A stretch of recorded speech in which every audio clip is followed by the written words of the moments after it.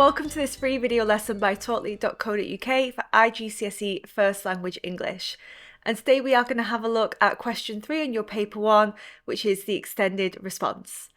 If you like this video lesson and you want more like this, well, this lesson is part of a longer course that is on my website, which is all free, and that covers both reading and writing for IGCSE First Language English. The link is in the description. Go over there to check out the free course with more free video lessons, worksheets, PowerPoints, and review quizzes so that you can ace your exams. Not only that, but I'm also going to be offering some online tutoring, one-to-one live tutoring, small group classes and masterclasses starting from September 2024. So if you want to join those, then the link is also in the description to join the waitlist and be first in line for when those places open.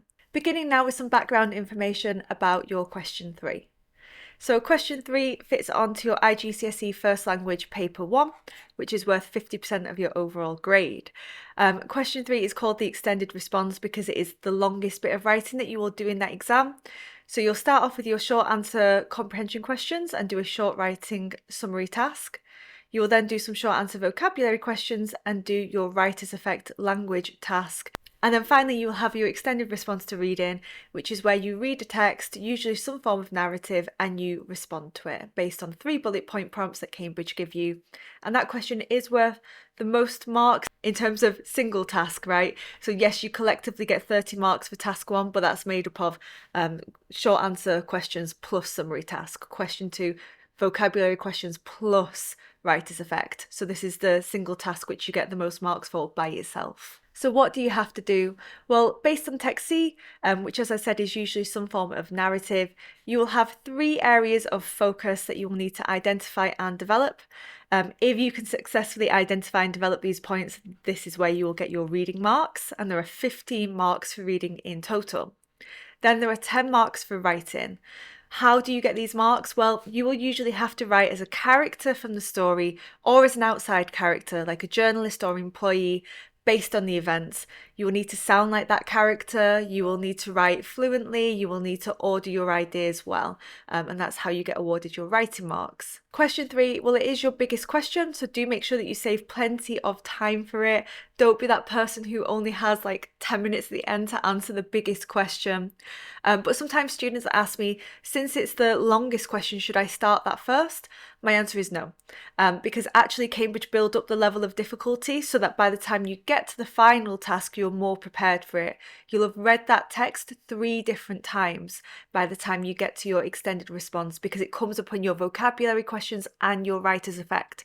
So if you skip ahead actually and answer that first, you won't know it as well as you would have done if you would have done it in order.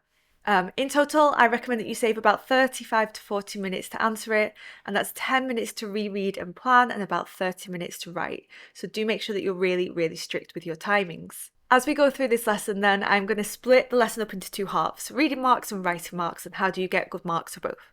So right now I'm just focusing on reading. Here is our example question 3, and this is based on the text which you will have already read on my course or on YouTube. Text C, Race to the Top. This is read out loud in my vocabulary questions video lesson if you want to hear me read it out loud, or the link is in the description for you to just read it again. So the question says, reread Text C, Race to the Top in the insert, and then answer question 3 on this question paper. You are Benson. After completing your trip, you are interviewed for a podcast about your experience and your reflections on your Tough Mudder experience. The interviewer asks you 3 questions only. What do you like about competitions like Tough Mudder? What challenges may people experience when competing in Tough Mudder? What did you learn about your recent experience at the Tough Mudder competition?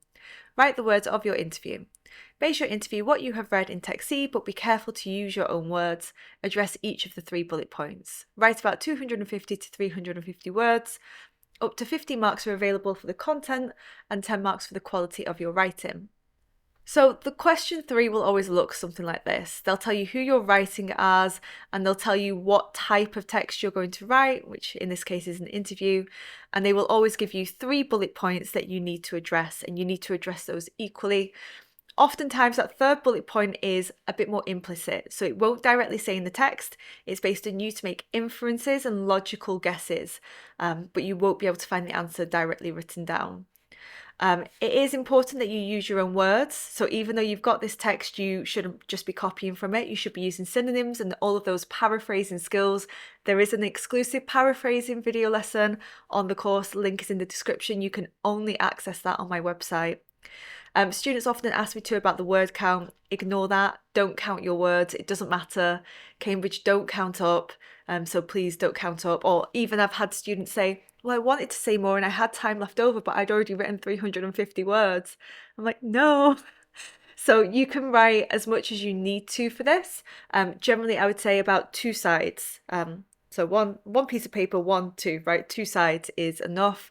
Some students, if they've got big handwriting or they're just fast writers, can manage to write 3 sides, but please don't waste time counting up your words. It does not matter. So as we go back through the text, we've been asked to write as Benson, so do pay attention to how Benson thinks, speaks and acts. What is his personality like? What type of language does he often use? Because you are trying to sound like him, so do pay close attention to that. Remember that you're aiming to find ideas for these bullet points. I would say aim to find at least 5 different answers for each of the bullet points. So, 5 things that Benson likes about Tough Mudder, 5 challenges that people might experience, and 5 different lessons that he has learned. That's because you need to have at least 3+ answers per bullet point to get a good mark for reading. And you don't know what's going to be on that mark scheme. So if you try to get 5 for each bullet point, then that gives you a little bit of a safety net that, okay, you might not get all of the answers right, but you will get 3 per bullet point at least, which remember is the minimum. And as I've already said, bullet point 3 is often implicit, which means it's based on your own logical inferences, right? So don't panic, therefore, if there's nothing to directly highlight in the text. So this is how I recommend that you plan. So when you're in the exam hall, you're not going to have enough time to do like a proper plan and sketch out a mind map or something like that. So what I recommend you do is you bring in 3 different coloured highlighters to the exam. You are allowed to do that, but you're only allowed to highlight in your insert booklet, the text booklet. If your exams officer or your teacher tries to say you're not allowed highlighters, tell them to double check the guidelines and get back to you, because you definitely are allowed. And highlighters is the best way to plan for this question. So it's a battle worth fighting. So what I recommend you do then is assign a highlighter colour to each bullet point. So for example, you could say this bullet point is pink, this bullet point is yellow, this bullet point is green, etc. Then as you're rereading back over your text, highlight for the different bullet points. That's what this is, right? So I've gone over my text and I've highlighted in my 3 different colours for the bullet points. Now, anything that you can highlight in the text directly is an explicit detail, right? Because that is something that you can directly find. It's clearly stated in the text. So these are your details and you want to include those in your answer. Next, after you've found your details, you need to zoom out a little bit and think about how you could summarize those points as a broader idea and in your own words. This is your content point, your answer to the question that will be in the mark scheme. So if, for example, it said things that you disliked about the trip, and you were able to highlight the explicit details of the food was bad because the food was garlic bread and ice cream and shrimp, and you don't like any of those things, and you could highlight shrimp, garlic bread, pizza, right? The content point might therefore be food, because that's how you've summarized it, and maybe the text didn't say food. Then it's your content point. It's not always necessarily something that the text hasn't said. For example, in this one of the content points was about Mr. and Mrs. Cato, and it clearly says their names.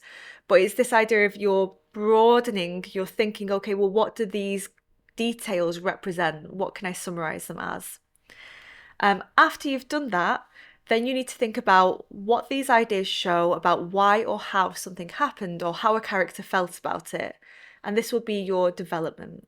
So, for example, Tanya bustled by. Maybe Tanya feels very busy, very, very stressed. Over here, it might say, boomed Mr. Dreyfus as he spoke. So maybe the main character might feel like he's quite annoying and that the main character wanted to go for a peaceful meal and they're stuck with this really, really loud character. So these are examples of development. This is basically what you get your marks for. You get marks for details, content points, and development. This is how Cambridge will award those reading marks. So in other words, the reading marks, the 15 marks, are assigned based on: do you understand the explicit and implicit meaning of events in the text? Do you have a range of ideas from the full text or just part of it? For example, have you just picked out ideas from the start of the text and completely ignored the ending? Did you develop ideas in the text? And that is the how, why, and feelings. Did you address all 3 bullet points equally? Really, really important, because in the lower area of the mark scheme, it says there is uneven focus on the bullet points. So if you have unevenly focused, if you've not been equal, you're going to get a low mark. And also, do you sound like the character who you've been asked to write as? Because this, although this is also part of writing, it does show whether or not you've understood the text, if you understand the characterization of a particular person within the text. So it's really important that, for example, if you've got a character who never ever speaks in slang in the text, that you're not therefore using slang in your answer and saying gonna, wanna, OMG. If that character in the text never says OMG, gonna, wanna, you're suggesting to the examiner you haven't really understood what that character is like and that you've not read it very, very well. So this is how you're getting those 15 reading marks. Now, what might that look like? Remember, bullet point 1 for our question was, what do you like about competitions like Tough Mudder?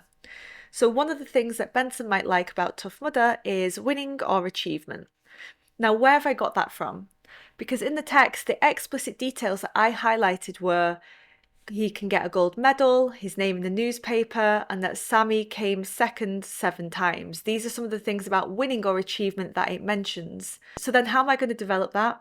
Now, it never says in the text that Benson won those 7 years when Sammy lost, but based on their rivalry, that would be a reasonable development, a reasonable inference that he feels pride and that he enjoys showing off, right? So here, it never says winning or achievement in the text. That's my content point summarized in my own words. Actually, it says down here. So point, the answer from the mark scheme, the explicit details summed up in your own words. The details, things that I have directly highlighted in the text, explicit information. This is often who, what, where, and when. Finally, you're going to develop those ideas. So these are the implicit information that you need to infer. And this could be how, why, feelings, or your reaction. So this is an example then of what good content points supported by details and followed by development might look like. Now I've got this table for you here. And what I've done is I've gone through the text and I've picked out all of the explicit details. So these are things that you could highlight in the text. Can you, based on that, fill in what the content points would be? How would you summarize that in your own words? And how would you develop that? How would you explain why or how something happened or what Benson feels about it? There's actually a space for you to do this on your worksheet. So if we scroll down on your worksheet, you can see you've got a copy of the text. And scroll down. Here is the table that's on our PowerPoint. Can you fill it in? And also, if you scroll down, you can see that you have got bullet point 2 and bullet point 3. It gets a little bit harder. So for some of them, I've just put the details and you need to find the content point. For others, I've given you the content point, you need to find the details and give the development. And then for bullet point 3, because some of it is implicit, as I said, I've given you what the content point is so that, you know, what has he learned? He's learned to focus on enjoyment. There's nothing explicit in the text about that, but how could you develop that? What might he think or feel about this? Why has he come to this conclusion? That would be your development. So do pause now and see if you can fill in this section. The mark scheme, by the way, is at the end of your worksheet, and I will go over that. I went really quickly there so you can't see any of the answers. But yes, pause now and see if you can fill in the table, and we'll go over the table for bullet point 1 in a second. Here are the answers then for bullet point 1. Content point. Excitement. He likes the excitement. Where did I get that from? What does it say in the text?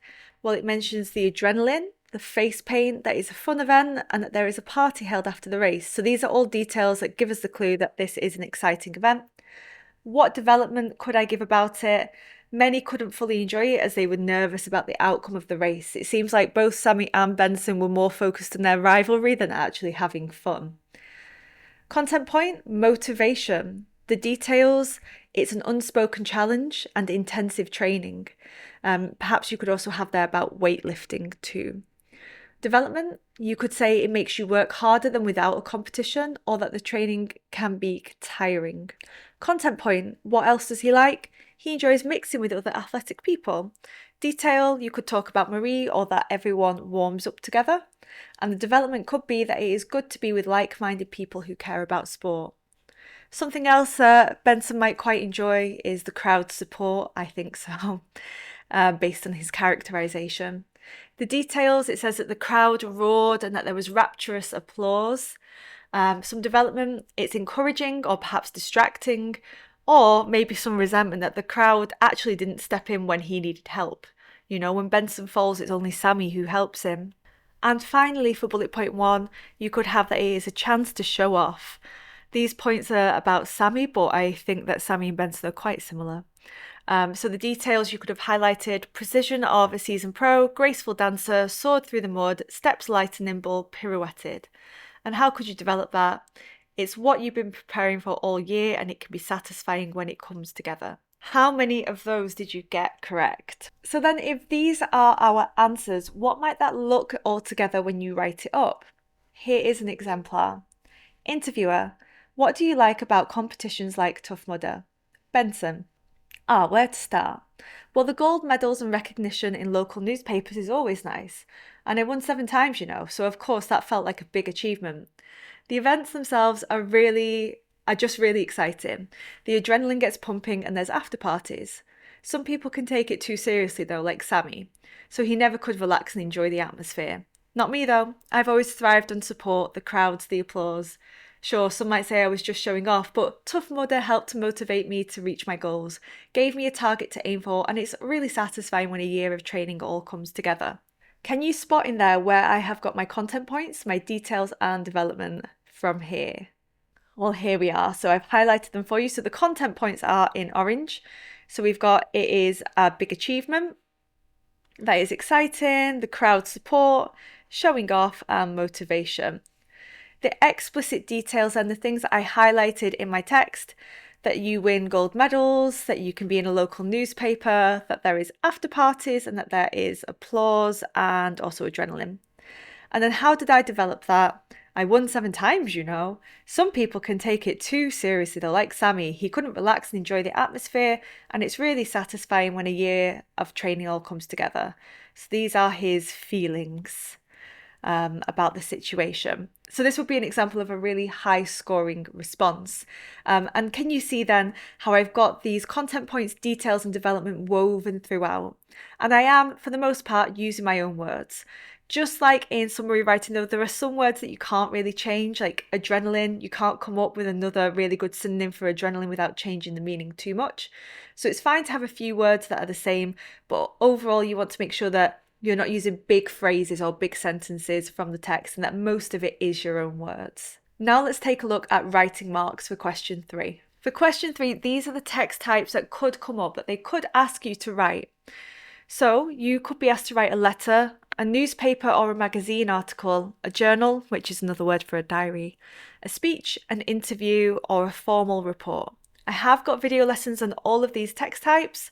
I've got them on YouTube, and you can also watch them over on my website where you will find quizzes to test how well you actually know those 6 text types. So if you want to learn about interview writing in a little bit more depth, then do check out that video lesson. Today I'm going to breeze through it, assuming that you've already watched that excellent video that I've already made about it. For writing then, you get a possible 10 marks, and this is how you are marked. So how accurate is your register? Register means your tone of language, how formal or informal you are being. So not only do you really sound like the character you've been asked to write, but also the text type, right? So if you have got Benson writing his journal, he will be much more informal than Benson giving a speech to other athletes, for example. So you really need to think about your formality, and generally that will only ever be semi-formal or formal. Cambridge, in my experience, never ask you to write anything that's very informal because they already know that teenagers can write informally. So they're looking to see how well you can control your language. So general advice, never go too slangy, right? Don't go too informal. Don't use Slang or idioms, don't use wanna, gonna, OMG, like, and all of those different kinds of phrases. How confidently can you express yourself in writing? Have you got control over your language? You used to get marks for spelling, punctuation and grammar here, but now they've changed that from summer 2024, and they're focusing more on the flow of your language, like the ambition of your language rather than exactly the accuracy of your language. Can you vary your vocabulary, punctuation, and sentence structures? So this idea of vary, different. You're not always repeating the same word. You're not always using exclamation marks. You're not always using quite basic short sentences that are always subject, object, subject, verb, object. This variety is what they're looking for. Can you paraphrase using your own words so that you're not overly reliant on the original text and just copying from it all of the time? And can you paragraph and sequence your ideas effectively? Do you remember to use paragraphs? Are you using them appropriately? So these are the 5 things that Cambridge are really focusing on to award you those 10 marks for writing. Now, my top tip to help you get a higher mark for writing is you always need to analyse your Warmth. If you've been watching these video lessons, you will be an expert in Warmth, I hope. But it stands for voice, which is who are you writing as, audience, who are you writing to, register, how formal or informal should your language be, purpose, why are you writing, to discuss, persuade, argue, inform, entertain, etc. And format, what type of text, what form of text have you been asked to write? And that could be a letter, magazine article, newspaper article, speech, interview, formal report, or I've forgotten one. Have I said diary? Yeah, sure. And anyway, if you annotate the Warmth, this can help you altogether to decide what writing style will work best for the task that you have been given. Now then, what is the Warmth of this question? So can you annotate what the voice, audience, register, purpose and format should be for our question? Voice then. Our voice is Benson. He is a younger man. He's a little bit cocky, a little bit arrogant, overly confident. But don't forget he's had his fall. He's been quite embarrassed, so maybe now he has been humbled. The audience are listeners of podcasts, which tend to be younger people, teenagers, people in their 20s, 30s, 40s. And yes, people in their 20s, 30s and 40s are young. Don't come at me. That's a fact. They're young, okay? What is the purpose? Well, the purpose is to discuss or to reflect about what has happened. So maybe he won't be quite so arrogant here. The register, therefore, based on all of this, semi-formal, lively, chatty, but it's a reflective topic. He's not going to be using too much slang. So the register, because it is going to be spoken, it's a spoken interview on a podcast, we should see some features of spoken language, of conversational language. And if you watch my previous video lesson about writing 6 text types, then you'll know that that might be features like contractions, like it's instead of it is. It might be features like using exclamation marks or ... to show what tone of voice he's writing in. You could even use sparingly some stage directions like laughs, to give us an idea of how he is speaking. And finally, the format, he is giving a spoken interview on a podcast. So it's an interview that is going to be spoken out loud on that podcast. So this is our Warmth. Now, when it comes to writing up your question 3, this is the structure that I always recommend. And it's really, really important that you follow this. Actually, this is probably the most important thing about question 3, which is that you must write about each of the bullet points equally. And to help you to do that, I say write 1 paragraph per bullet point. And that way, because you're keeping your bullet points separate, you can see how long that paragraph is and you can make sure that you're being equal.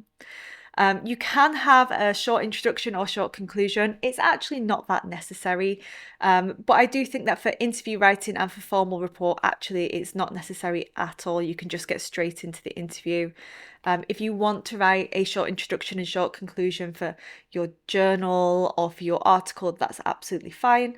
But I would say for interview and formal report, not really needed.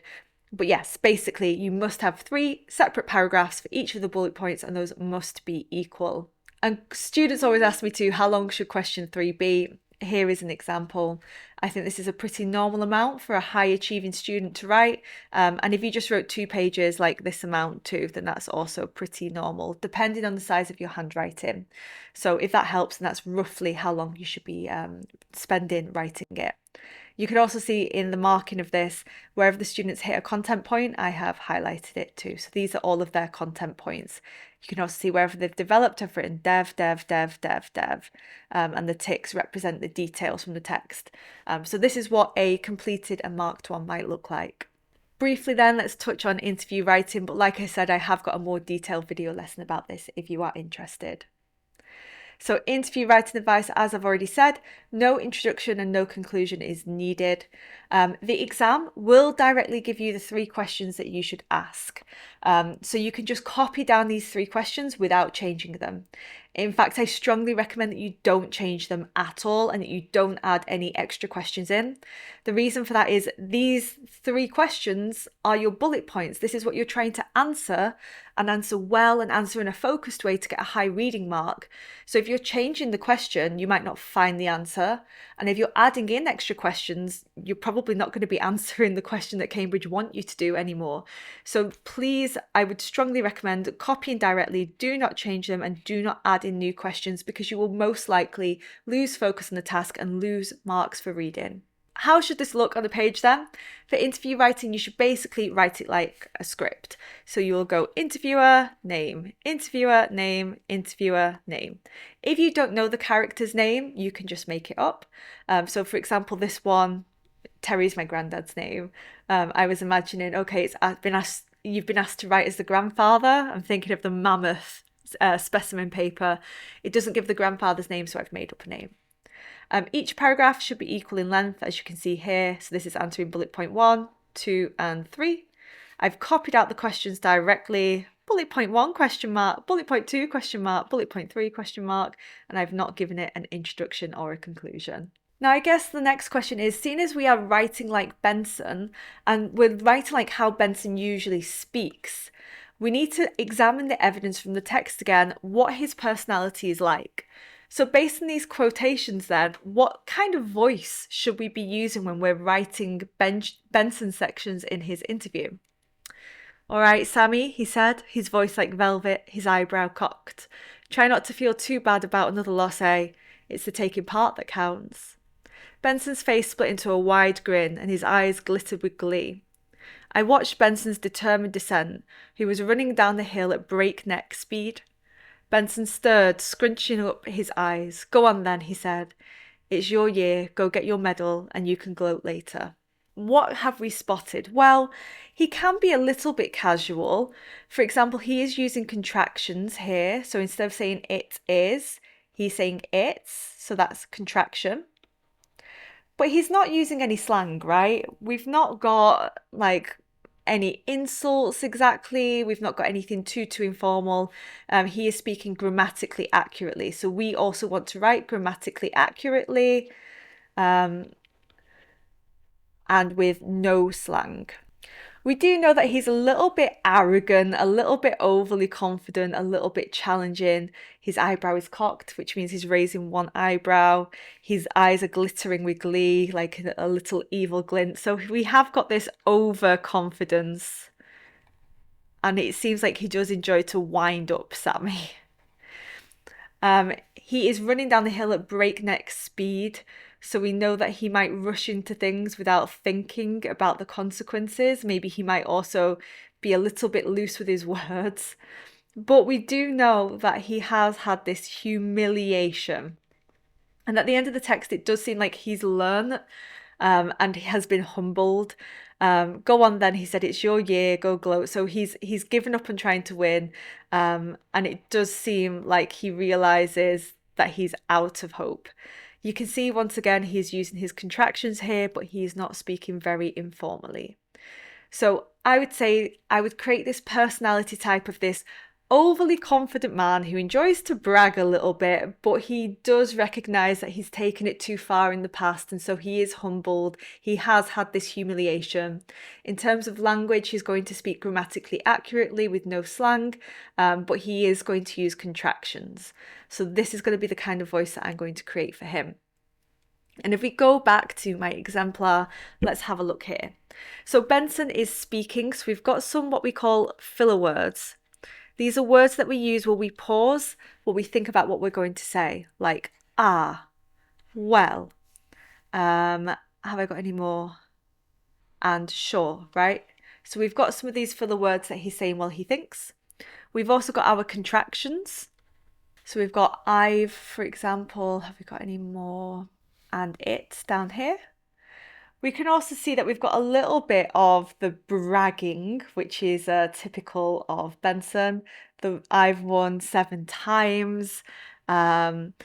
Slightly criticizing Sammy because he's still, they might be friends, but there's still that undercurrent of rivalry where he says some people take it too seriously, though, like Sammy. But he has been humbled. He recognizes that he was just showing off. And if we have a look through, we can see that I am writing in a semi-formal tone. I'm not being too casual. I'm not being too informal. I am being slightly casual. I'm being slightly chatty, but I am always grammatically accurate. So this is the tone of voice that I would create for Benson to get a high score for my writing marks. Now, what I would recommend you do is you should have already filled in your planning sheet, which is this part here in your worksheet. And we've spoken about how you're going to get a high writing mark, how you're going to get a high reading mark. We've had a look at an exemplar for bullet point 1 and we've analysed its voice. Now I want you to do the independent practice. So there's a space for you to do this on your worksheet. I do recommend that because this exam is handwritten, that you should really print off the worksheet and handwrite it. I know students prefer often to type up, but if you're going to do the exam handwritten, you're not getting the same experience. You're not really going to understand what problems you're going to run into. It's just not the same. So I do highly, highly recommend that you handwrite. So can you guys now please make sure that you've downloaded the worksheet and have a go at doing this practice. Give yourself about 40 minutes, 10 minutes to plan, 30 minutes to write. After you've done that, come back to the video lesson and I will go over the mark scheme, show you how to mark your work and also show you exemplar paragraphs for bullet point 2 and bullet point 3. Okay then, hopefully you will have written your answer. Let's go over the mark scheme and have a look at an exemplar.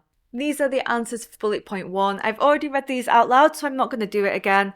But if you would like to have a look over, here they are. So how I recommend that you mark your work is whenever you've got a content point, which is a bit in bold, I would highlight that with a highlighter. So highlight this. Whenever you get a detail, I would write bullet point 1, 1 detail, or 2 detail if it's for bullet point 2, 3 detail if it's for bullet point 3. And then development is here, and once again I would write 1 dev for development for bullet point 1. So go over your work and mark for bullet point 1. You might find that although you think that you separated them up, you wrote 1 paragraph about bullet point 1, 1 paragraph about bullet point 2, you might actually have some answers for bullet point 1 in other paragraphs because you don't know what's on the mark scheme. You will get credited for all of your ideas no matter where you put them in your text. So just keep your eyes peeled that you might actually have extra answers dotted around your writing where perhaps you didn't expect to find them. Okay, there's bullet point 1. Now let's move on to bullet point 2. Bullet point 2 then was about challenges that people might experience when competing. I'm going to read through. So the content point was obstacles, detail, grueling obstacle course, king of the swingers, ropes and nets, mud mile, maze of trenches, muddy hill. Wherever you got any of these, you should tick it and write 2 deet for detail for bullet point 2. Development that you could have had for this bullet point, that is dangerous, that is unpredictable because the obstacles change. And again, you should write 2 dev for development for bullet point 2, wherever you find any of these ideas. Injury, content point. Detail, treacherous terrain, protruding branch, sickening crack of bones, perilous, lifeless form, body crumpled, leg bent out of shape. Basically, lots of ideas there about how and why Benson fell over and how painful that must have been, what happened to him. Development, he was really surprised. Perhaps he learnt that even the fittest can fall. Next point, dirty. Details, face encrusted in mud, muddy hill, sweaty muddy bodies splattered with mud. Development, it can make it hard to see, it's uncomfortable, it's slippy, it makes the course even more dangerous. Content point, competitiveness. Detail, gloating, clenched fists, smirking, shut up, no mercy, pride, wounded. Development, it brings out the worst in people. The course encourages individuals over teamwork. It's aggressive, it's prideful. Content point, weather. Detail, sun, pounding fiercely down, sizzling skin. Development, bring sun cream and hat. Content point, early start time. Detail, crack of dawn. Development, get a good night's rest. And finally, content point, too crowded. Detail, jostling, throngs of people. Everyone was pushing to the starting line, pushed and kicked. Development creates stress and chaos, and everyone wants to win. So do make sure that you are marking there. So highlight your content point, write detail next to your details, write dev next to your development. And notice that some of the development is, solutions to some of these problems. Or it might be how he feels about it, that he felt it was chaotic and stressful. Or it might be his reflections, what he has learned. Even the fittest can fall. So these are some of the ways that we've developed here. Now let's have a look at bullet point 3. So bullet point 3 was, what did you learn from your recent experience?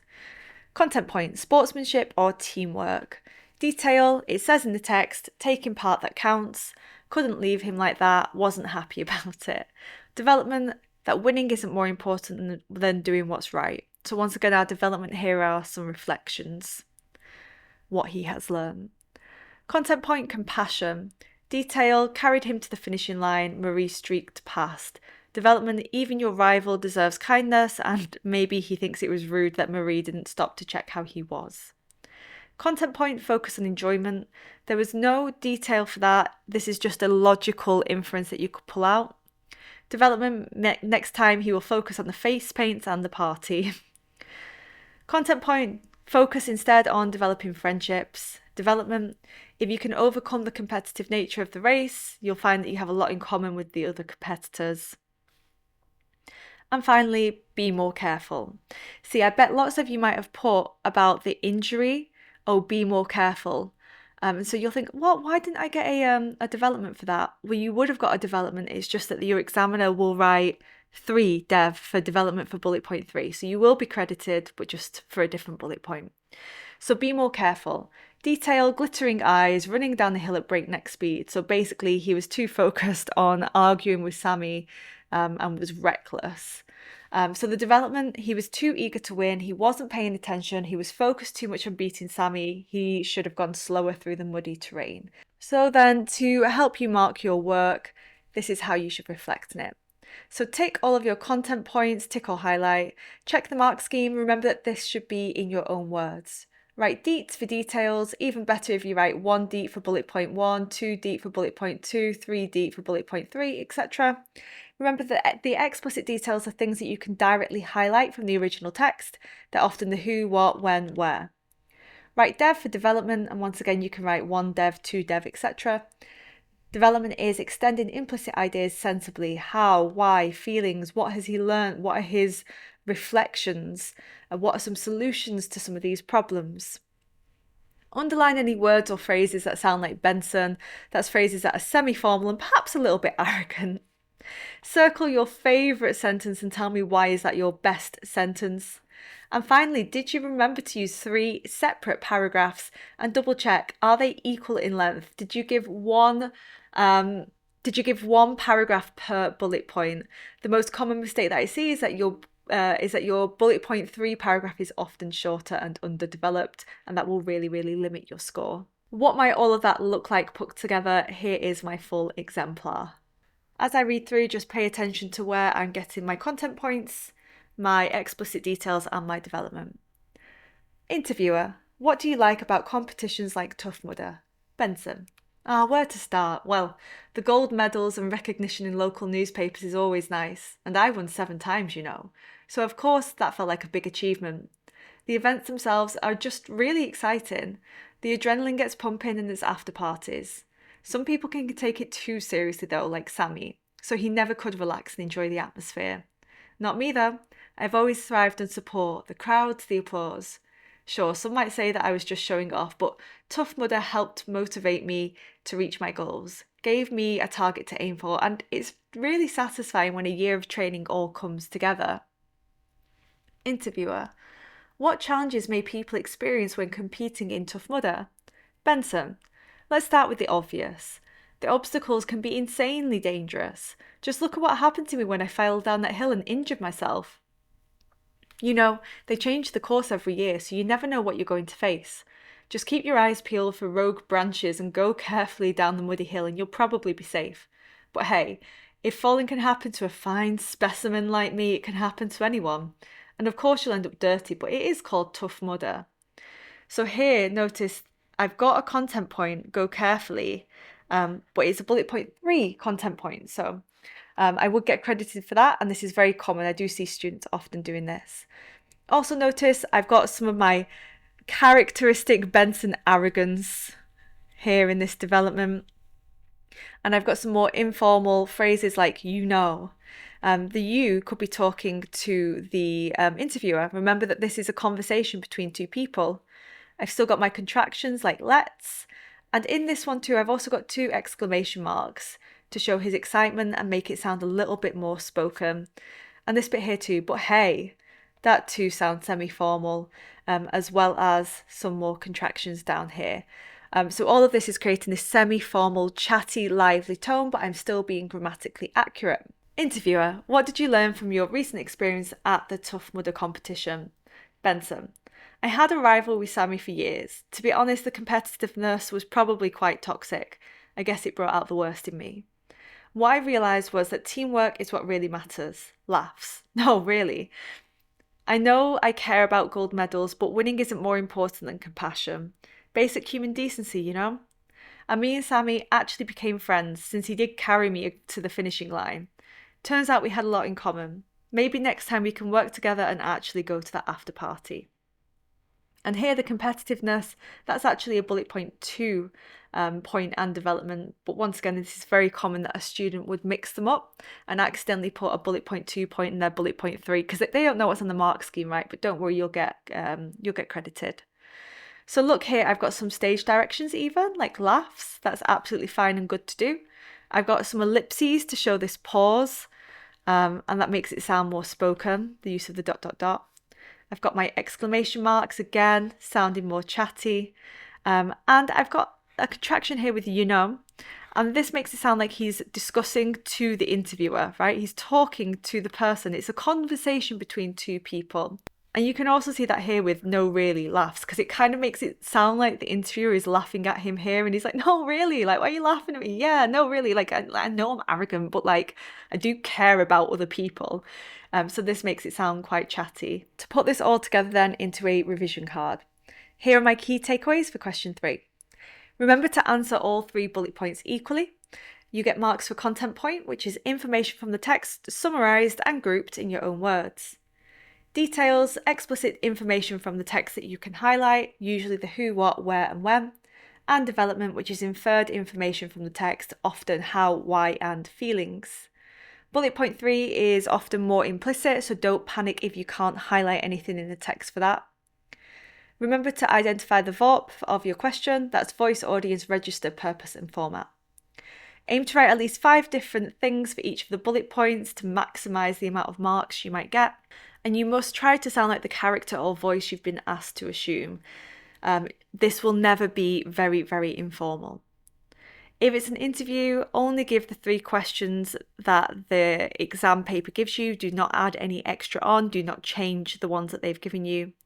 And remember that you should be aiming to write 1 paragraph per bullet point, and each of those paragraphs should be equal. Do not copy from the text. You should always write in your own words. And don't ever make anything completely random up. Like, don't say that Sammy's mum was there crying or something when the text doesn't say that. So don't add anything in, because it makes it sound like you haven't understood the text, and you're getting 15 marks for reading, for showing that you do understand the text. So don't make anything up. If you like this video lesson, do go over onto my website. Link is in the description, and there is a full free course for IGCSE First Language English, as well as lots and lots of other lessons which I hope will be useful to you. Don't forget to like and subscribe if you are joining me on YouTube. And remember that from September 2024, I am going to be offering live group classes and one-to-one tutoring online. Link is also in the description to join the waitlist for that so that you can be first in line when those spots open and secure your place to study with me. Thank you so much for joining me, and I hope that this lesson was useful. See you in the next one. Bye.